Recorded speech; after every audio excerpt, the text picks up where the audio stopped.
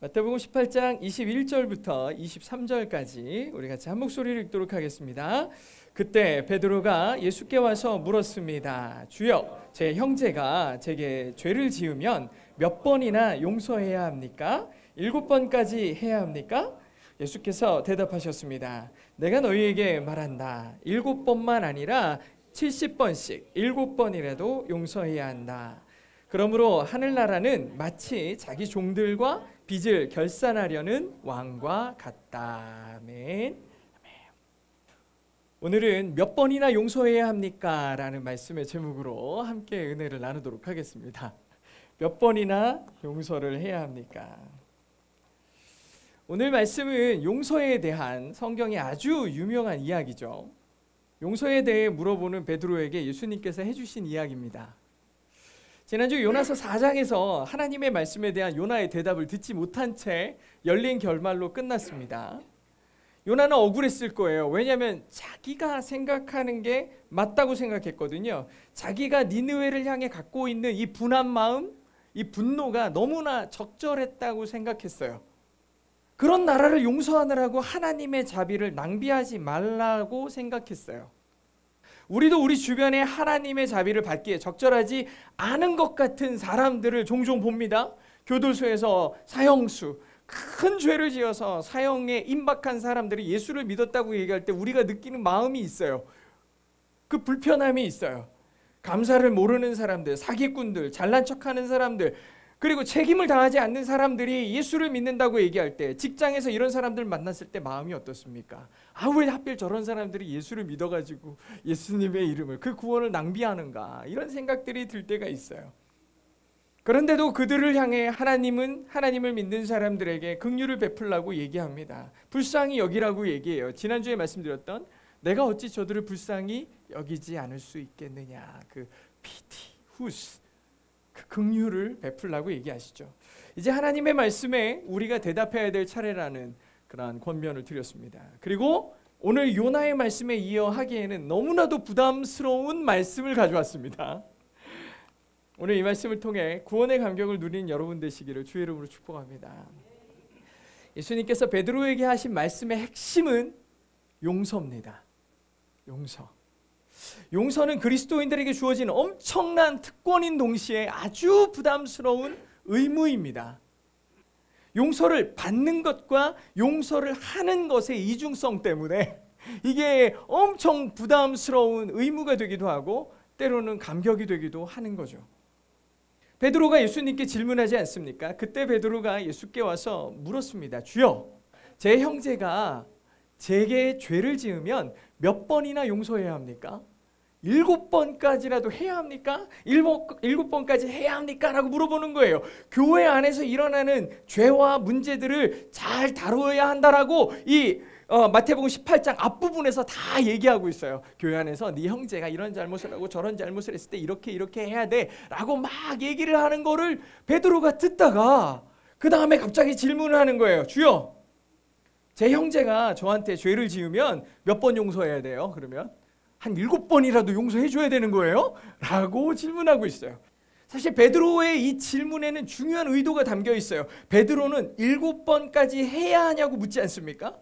베드로가 말한 이 7이라는 숫자는 당시 사람들이 생각하는 완전한 수예요. 그러니까 7이라는 숫자는 완전 수예요. 이걸 넘어서는 건 안 돼요. 근데 당대의 율법에서는 3번까지 용서하라고 돼 있어요. 그러니까 베드로가 얘기한 7번은 엄청난 용서의 횟수예요. 7번까지라도 용서를 해야 됩니까? 라는 거는 자기 안에 최대한의 관용을 베푼 거거든요. 그러니까 예수님께 묻는 거예요. 7번까지 합니까? 라고 물어본 거죠. 베드로의 용서의 최대치는 7번인 거예요. 근데 이 말을 하면서도 베드로의 인식 속에는 무슨 7번까지 용서해 라는 생각이 들어있어요. 왜냐하면 7번까지 했을 때 7번까지 또 너무 많다라는 의식을 갖고 있었어요. 심지어 용서의 대상이 여긴 누굽니까? 자기 형제예요. 나의 형제. 그러니까 이미 친밀함, 그를 사랑함이 있는데 이 사람이 잘못했을 때에도 7번까지 용서해야 됩니까? 그러니까 이 사람이 이미 내가 용서할 만한 이유가 충분한 사람인데 그 사람에 대해서도 최대치가 7번인 거예요. 그 사람에 대해서도 최대치가 7번인 거예요.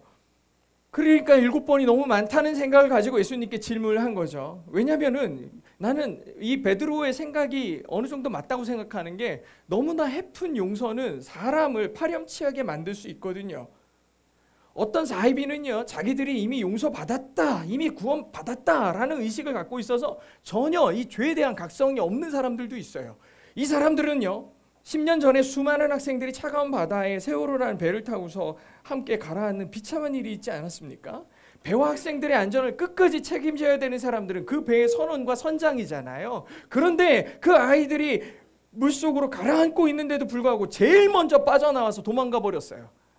이미 용서받았음, 이 당연하게 주어질 용서가 주는 이 위험이 이 파렴치한 가해자들을 만들어내지 않습니까? 나 이미 용서받았어, 나는 이래도 상관없어 라는 이 파렴치함이 그들 마음속에 들어있었던 거예요. 베드로가 예수님께 질문하는 그 7번이라는 얘기는 이미 사람들의 인성과 그들의 그 양심을 마비시키는 숫자 아니냐라고 질문하는 거예요. 7번까지라도 용서를 해야 됩니까? 라고 하는 질문이에요. 그렇게 하면 사람들이 망쳐질 수도 있잖아요. 뭐 여러 가지 내용들을 내포하면서 예수님께 질문한 거예요. 그런데 이 베드로가 예상했을 질문, 뭐 그렇게까지 용서를 해야 돼 라고 생각하면서 한 질문에 대해서 예수님이 뭐라고 대답하셨느냐? 베드로의 예상과 전혀 다른 대답을 해주세요. 22절에 보니까 예수께서 대답하셨습니다. 내가 너희에게 말한다. 7번만 아니라, 옛날에 이 70번이라고 안 했죠. 옛날 어른들은 꼭 70번씩 70번씩 7번이라도 용서해야 된다. 총 490번. 그렇죠? 이것도 세요. 그래서 이제 오늘부터 카운트다운 490번 용서, 내가 너를 가만두지 않겠다, 뭐 이럴 수도 있죠. 그런데 아니 베드로가 예상했던 7번도 너무 많지 않아요? 하면서 응당 자기가 기대했던 대답을 갖고 예수님께 질문을 던졌는데, 예수님은 뭐라고 그러세요? 7번이 뭐냐? 70번씩 7번이라도 용서해 줘라 라고 얘기하시는 거예요. 예수님께서는 이 예수님의 대답을 들은 이 당황하는 제자들에게 단순한 대답으로 그치지 않고 용서가 뭔지 더 깊이 설명하시기 위해 비유를 끌어오시죠. 여기서 비유로 말씀해 주세요. 이 비유는 용서의 본질을 이해하는 데 아주 중요하거든요. 이 이야기의 배경에는 연말정산하는 분위기가 좀 들어있어요. 왜냐하면 오늘 말씀의 23절에 보니까 그러므로 하늘나라는 마치 자기 종들과 빚을 결산하는 왕과 같다라고 얘기했어요. 종들을 다 불러서 이제 왕에게 진 빚들을 계수하는 장면이 나옵니다. 왕이 자기 종들을 불러서 결산을 하고 있는데 그 중에 한 종이 왕에게 엄청난 빚을 진 거예요. 무려 1만 달란트를 빚을 지었습니다. 1만 달란트 그러니까 감이 안 오시죠? 뭐 원도 아니고. 그냥 무려 1만 달란트인데, 달란트는 당대 사회의 가장 큰 화폐 단위예요.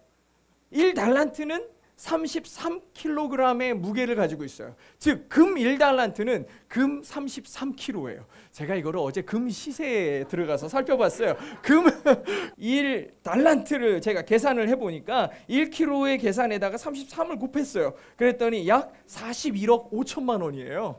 1달란트가. 근데 지금 이 종이 왕에게 진 빚이 1만 달란트죠. 이걸 계산하니까 41조 5천억이에요. 41조 5천억.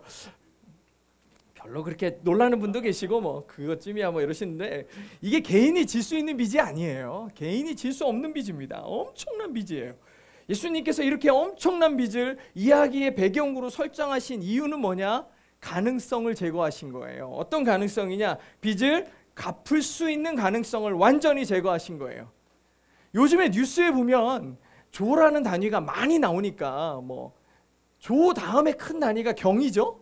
그 다음에 해 이러지만 사실 그런 얘기들은 거의 안 쓰죠. 뭐 조라고 하는데 하도 무슨 사기를 치고 뭐 나라가 부도가 나고 이러니까 뭐 조가 크게 여겨지지 않지만, 여러분 사실 2024년에 대전광역시 1년 예산이 얼마인지 아십니까? 4조 원입니다. 4조 원. 그것도 2024년에 4조 원을 넘었다라는 얘기를 갖고 엄청나게 뉴스에 나올 정도였어요. 그러니까 4조라는 돈이 엄청 큰 돈이에요. 엄청 큰 돈인데 지금 이 종이 왕에게 진 빚이 대전시 예산의 10배입니다. 41조 원을 빚을 졌다니까요. 엄청난 돈이에요. 엄청 큰 돈입니다. 왕은 이 빚을 진 종을 불러들여서 이 큰 빚을 갚을 수 없다는 사실을 너무나 명확하게 알았기 때문에 당시 법을 따라 처리했습니다. 뭐라고 했냐? 그런데 그는 빚을 갚을 돈이 없었기 때문에 주인, 즉 왕은 그 종에게 그 자신과 종과 아내와 자녀와 그의 전 재산을 팔아서 갚으라고 명령을 내려버렸어요. 돈을 빌려갔다가 갚을 수 없게 되면 당시의 법은 뭐냐? 노예로 살아야 됩니다. 그 돈을 갚을 때까지 노예로, 온 가족이 노예로 살아야 돼요. 따라서 왕은 당시의 법대로 이 종을 처리했죠. 물론 이런 것 가지고는 이 말도 안 되는 돈을 갚을 수가 없습니다. 일단 갚을 수가 없는 돈이에요. 하지만 왕은 절차대로 빚을 청산하려고 했죠. 그랬더니 종이 그 앞에 무릎을 꿇고 간청을 합니다. 애걸을 하는 거예요.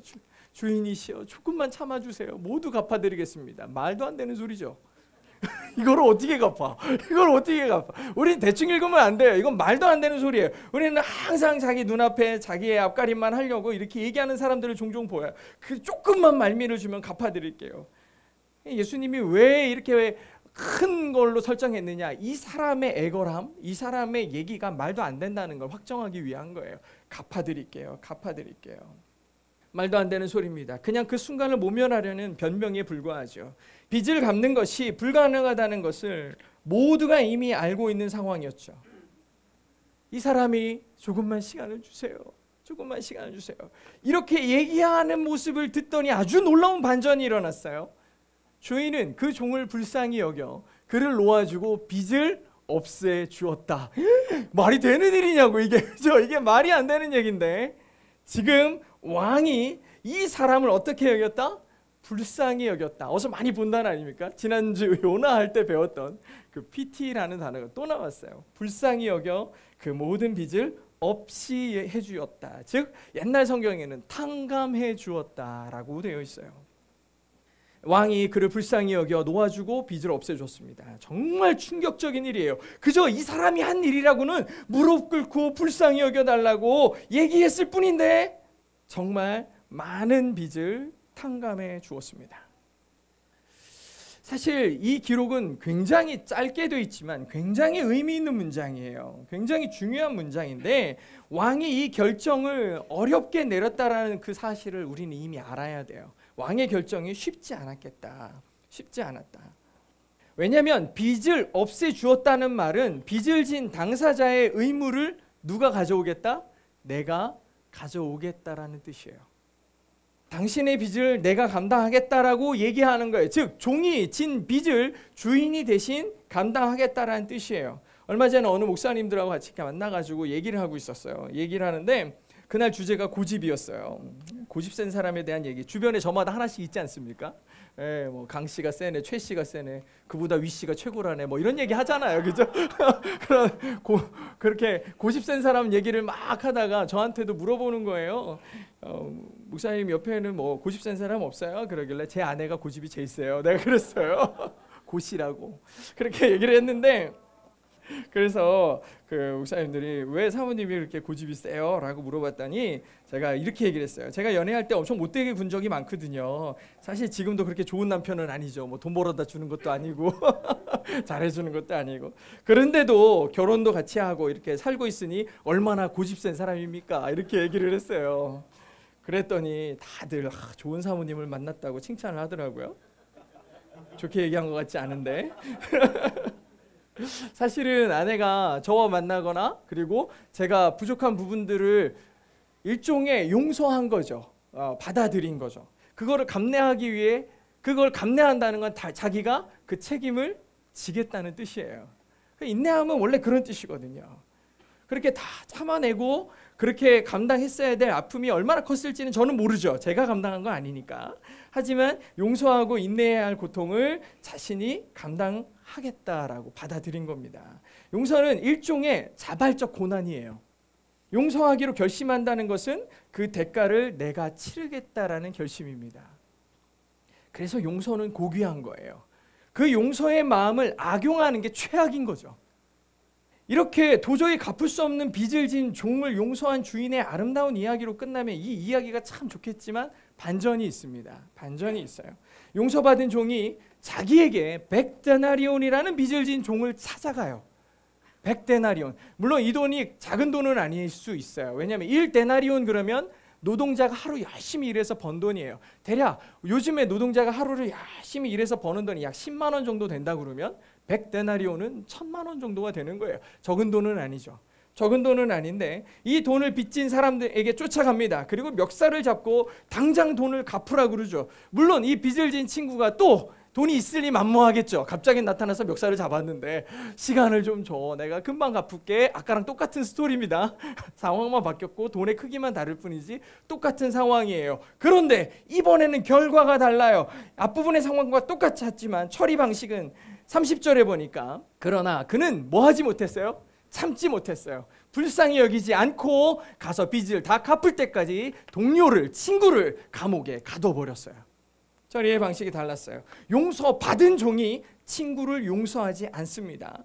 물론 단편적으로는 이 행위를 비난하려는 건 아니에요. 하지만 예수님은 이 이야기의 결론을 다음과 같이 내려요. 그러자 주인은 그 종을 불러들여서 말합니다. 아까 전에 용서했던 종을 다시 불러들여요. 왜냐하면 자기 친구를 감옥에다 집어넣는 모습을 주변 사람들이 보고서 저 사람 너무하는 거 아니야? 하고서 신문고에 올린 거예요. 그래서 왕이 본 거죠. 그래서 왕이 불러들였어요. 너 일로 와봐. 그런 다음에 얘기하는 거야. 이 악한 종아, 네가 나에게 애원하게 내가 너의 빚을 모두 없애주지 않았냐. 내가 너를 불쌍히 여긴 것처럼 너도 네 동료를 좀 불쌍히 여겼어야 하지 않느냐. 그 주인은 화가 나서 그 종을 감옥 관리들에게 넘겨주며 빚진 것을 다 갚을 때까지 감옥에 다시 가둬버렸어요. 결국 100데나리온이라는 빚을 진 친구를 용서하지 않은 용서받은 종은 다시 원래의 빚을 안고 감옥에 갇히게 되는 신세가 돼버렸죠. 이 말씀의 기본적인 내용은 하나님의 갚을 수 없는 은혜를 빚진 사람들이 이 세상에는 무척이나 많은데 정작 그 은혜를 받은 사람들은 은혜를 베풀지 않고 있구나라는 얘기를 사람들에게 해주고 있는 거예요. 그 부분을 지적하고 있죠. 죽음에서 구원받은 요나가 하나님의 용서에도 불구하고 니느웨의 멸망을 내가 기필코 지켜보겠다라는 용서하지 못하는 그 불쌍함을 갖지 못하는 마음하고 우리의 모습이 너무 닮아 있구나라는 걸 살펴볼 수 있어요. 우리는 오늘 읽은 말씀을 통해 용서에 대한 새로운 정의를 좀 가져야 할 필요가 있습니다. 용서가 뭐냐? 먼저 왕이 종에게 베푼 용서를 한번 생각해 보시기 바랍니다.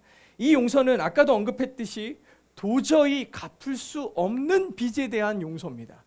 이건 도저히 감당할 수 없는 빚에 대한 용서를 해준 거예요. 물론 종은 시간을 주면 갚겠다고 말했지만 가능성이 없는 말이었죠. 하나님께서 우리에게 베푸신 용서가 이와 같습니다.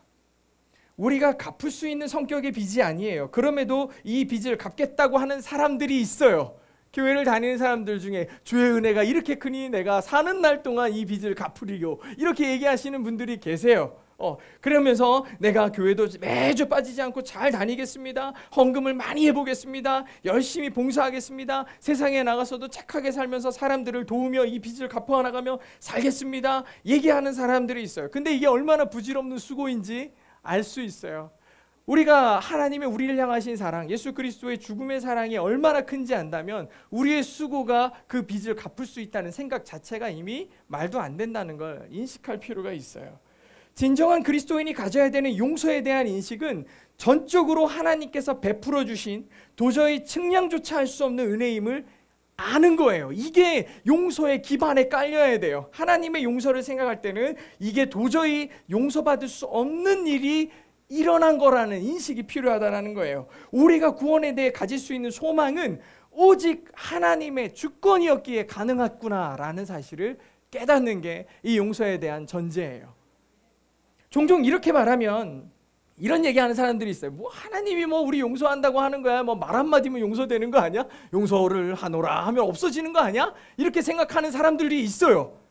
하나님께서 이 용서가 어떤 의미냐, 하나님께 어떤 의미냐, 마치 타노스가 핑거스냅 하면서 탁 하면은 갑자기 죄들이 팍 사라지는 것 같은 그런 아무런 수고와 노력이 필요 없는 용서가 하나님의 용서가 아닌가 얘기할 수 있는데, 하나님의 용서는 결코 쉬운 게 아니에요. 아까도 말씀드렸다시피 용서는 책임의 소멸이 아니라 전가예요.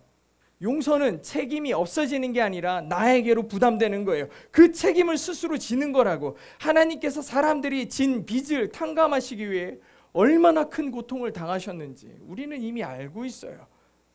이건 도무지 돈이나 세상에 온갖 가치 있는 것들로는 갚을 수가 없는 거예요. 오직 피로만 이 죄의 값을 치를 수 있거든요. 이건 하나님께서 정하신 법입니다. 이 엄청난 대가를 치러야 됐어요. 그래서 하나님은 이 용서를 위해 자기를 죽이시는 결단을 하셨어요. 자기가 죽어야 됐다고요. 이 엄청난 대가를 치르는 것이 용서기 때문에 이 용서가 결코 쉬운 게 아니었어요. 하나님께 쉬운 게 아니었다는 거죠. 예수님의 이야기를 들으면서 너무나 쉽게 용서받은 종을 인정머리 없는 사람으로 치부하겠지만, 사실 우리는 이미 우리가 용서받은 종, 야 이렇게 큰 돈을 용서받아 놓고 겨우 100데나리온 그거 용서를 못 해줘 라면서 이 사람이 너무 인정머리 없고 별 볼 일 아닌 사람으로 얘기하기 쉽지만, 사실 우리는 구원받은 사람으로서 그 하나님 앞에 이 100데나리온 뿐만 아니라 단 1데나리온의 용서도 베풀지 못하는 우리의 모습을 종종 발견하게 돼요. 그래서 이 이야기는 다른 누구도 아니라 바로 나를 향한 예수님의 말씀인 거죠. 예수님의 비유에 등장하는 왕은 빚진 종을 용서하기까지의 단계가 있었어요. 여러분, 이 용서의 단계를 꼭 기억해 두셔야 돼요. 왕이 종을 용서했던 단계가 있는데, 첫 번째는 뭐였냐? 종이 진 죄의 현실을 고지합니다. 정확히 알려줘요.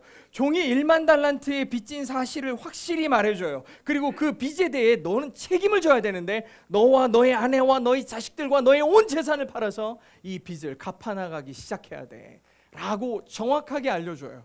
정확하게 알려줘요. 이게 굉장히 중요해요. 용서는 진실을 고백하는 거로부터 시작되는 거예요.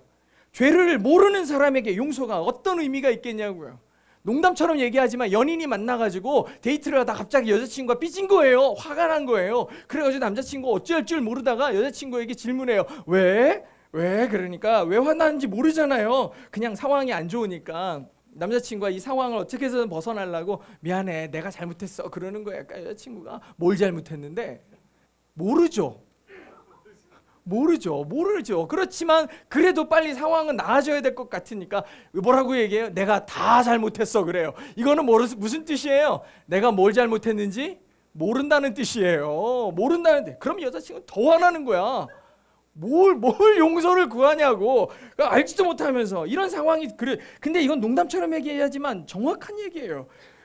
자기 잘못을 모르면서 용서를 구한다는 건 실제로 용서에 대한 갈망이 없는 거예요. 그냥 모면을 위한 거죠.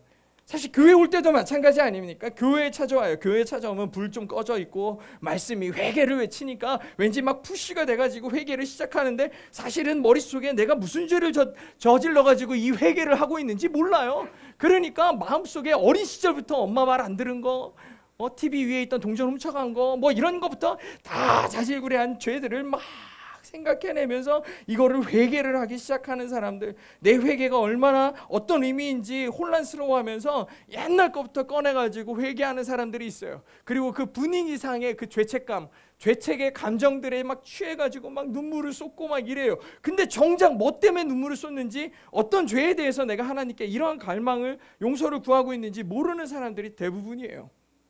이렇게 죄에 대한 정확한 진술이 없다면 그에게 주어진 용서 또한 그 가치와 중요성은 의미가 없는 거예요. 용서를 받았다는데 뭘 용서받았는지를 모르니 그 용서가 어떤 의미겠냐고요. 의미가 없죠. 의미가 없는 거예요. 하나님께서 우리의 죄를 용서하신다고 하실 때 죄에 대한 각성이 없는 사람은 용서의 의미와 가치를 전혀 몰라요. 따라서 죄에 대한 진실을 고백하는 건 아주 중요해요. 그래서 종이 진 죄에 대한 현실을 고지할 필요가 있었어요. 두 번째로, 왕은 종이 1만 달란트의 빚을 졌다는 사실을 고지하더니 왕이 그 종을 불쌍히 여겼어요. 이건 무슨 뜻이냐? 하나님께서 요나에게 요구하셨던 것이 이 불쌍한 마음을 갖는 거 아니었습니까? 불쌍한 마음을 갖는 거였는데, 왕은 이 도저히 갚을 수 없는 엄청난 빚더미 앞에 연약하게 고꾸라져 있는 이 종을 본 거예요. 그리고 그 마음을 불쌍히 여기셨죠. 물론 그렇게 큰 빚을 지게 된 것은 종의 잘못이 있겠지만, 왕은 아무리 그렇게 빚을 졌어도 어쩔 수 없는 커다란 문제 앞에 연약하게 엎드린 저 사람을 뭐 할 줄 알았느냐? 불쌍히 여길 줄 알았어요.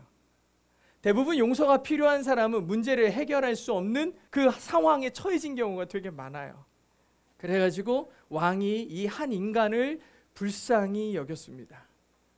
그래서 결단을 내리죠. 뭐 했냐? 빚을 없애줍니다. 빚을 없애주는 거예요. 지금까지 여러 번 말했지만 그 빚을 왕이 감당해 준 거예요. 대신 책임을 진 거죠. 이것이 용서의 정점이에요. 없는 셈 칩시다. 우리 이 죄 잊어버립시다 얘기하지만 시간이 지나고 나면 뭐 하는 거예요? 다시 그거 끄집어내는 거예요. 너 그때 그랬잖아. 너 그때 진 빚 내가 용서해 줬는데 안 되겠다. 다시 갚아라. 뭐 이렇게 하면서 자꾸 이전의 것들을 꺼내요. 그거는 빚을 없애준 게 아니죠. 잠깐 덮어준 거죠. 우리 모른 척 하고 있는 거죠. 근데 그게 아니라 왕은 뭐 했다? 빚을 없애줬다라는 단계가 있었어요. 그리고 왕이 종의 빚에 대한 책임을 없애주고 마지막으로 뭐 했냐? 그를 보내줬어요. 아까 친구는 어떻게 했죠? 감옥에 가둬버렸죠. 근데 왕은 그에게 자유를 줬습니다. 자유하게 해줬어요. 죄에서 자유를 얻게 함은 보혈의 능력이라는 찬양의 고백처럼 그에게 자유를 줍니다. 용서에는 이런 단계와 요소들이 담겨져야 돼요. 그렇지 않으면 용서의 효력을 잃기가 쉬워요.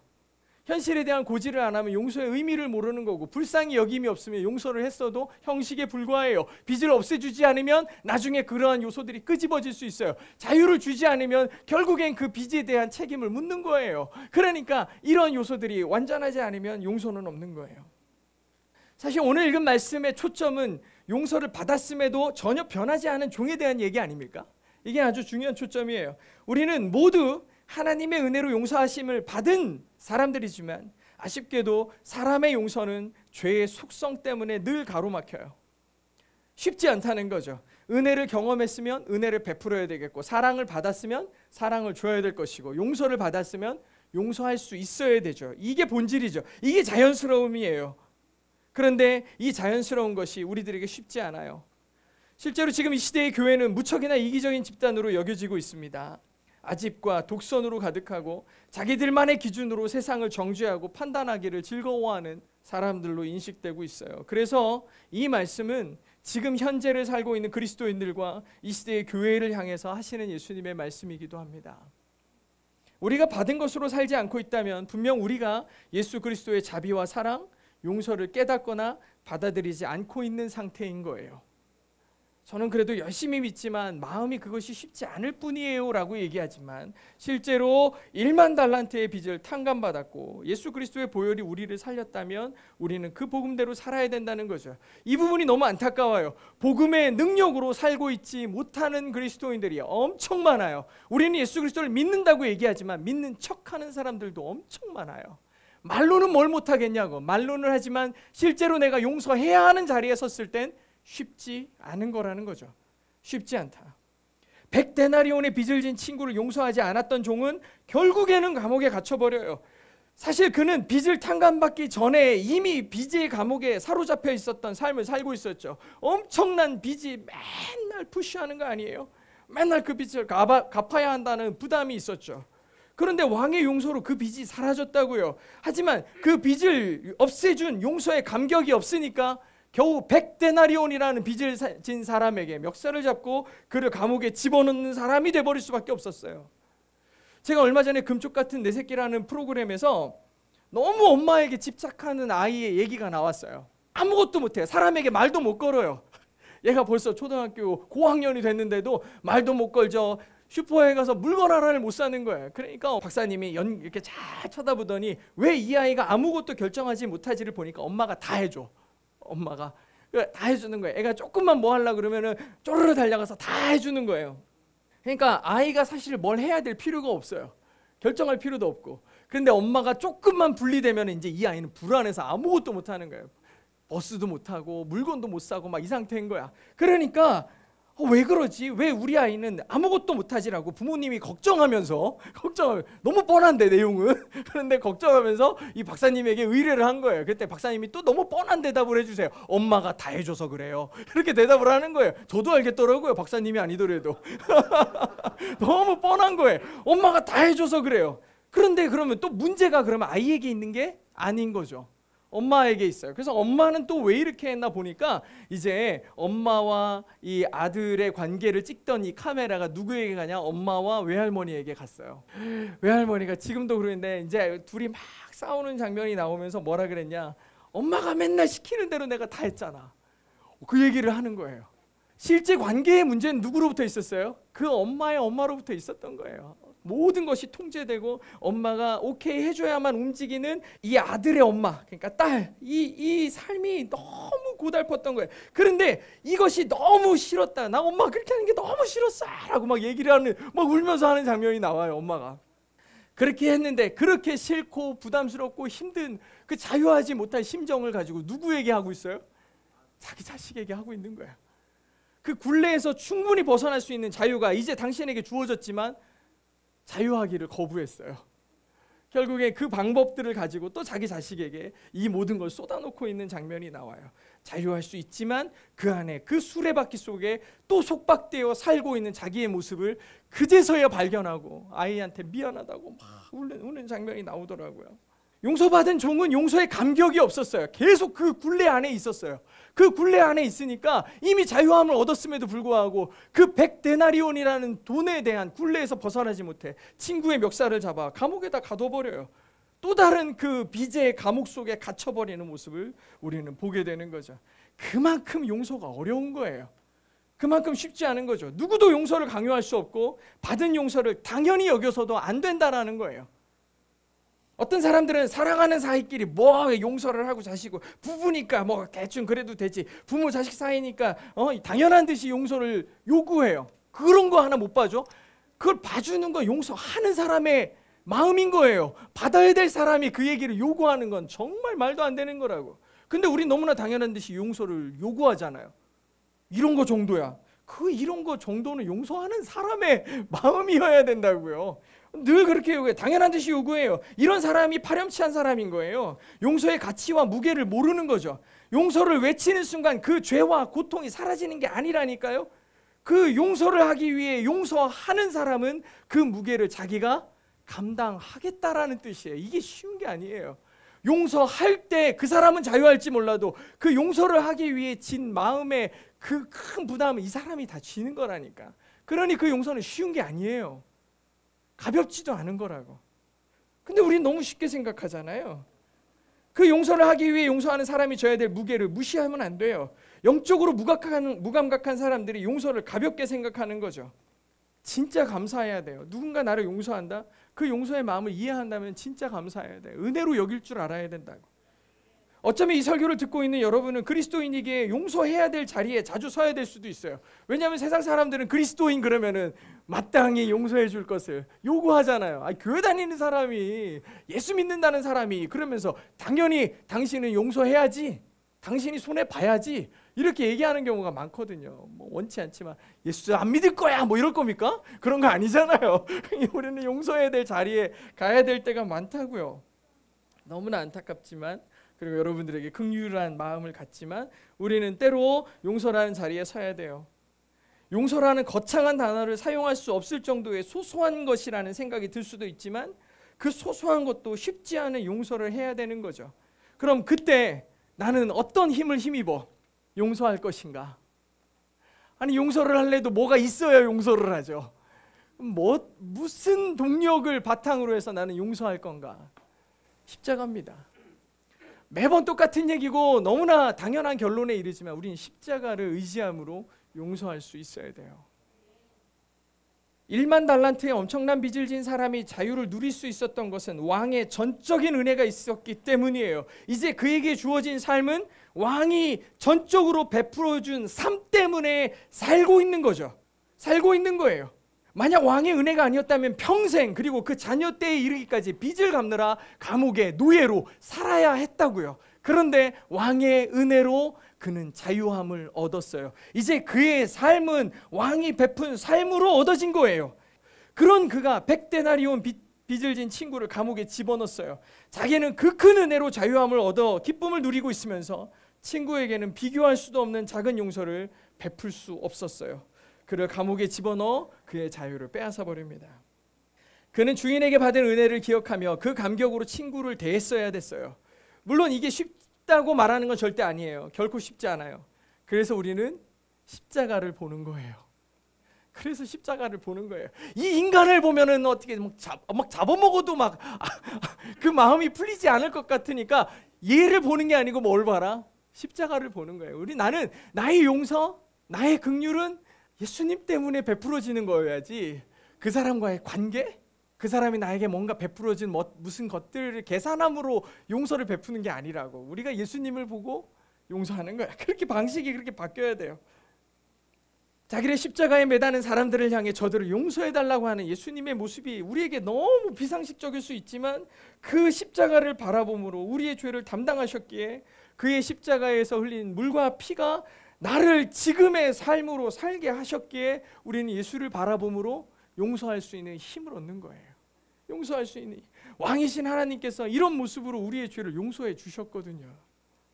사랑하는 동행의 성도 여러분, 하나님께서 우리를 용서하신 것은 빚과 관계의 청산을 의미하는 게 아니에요. 오히려 더 깊은 관계로의 형성이 일어나기 시작했어요.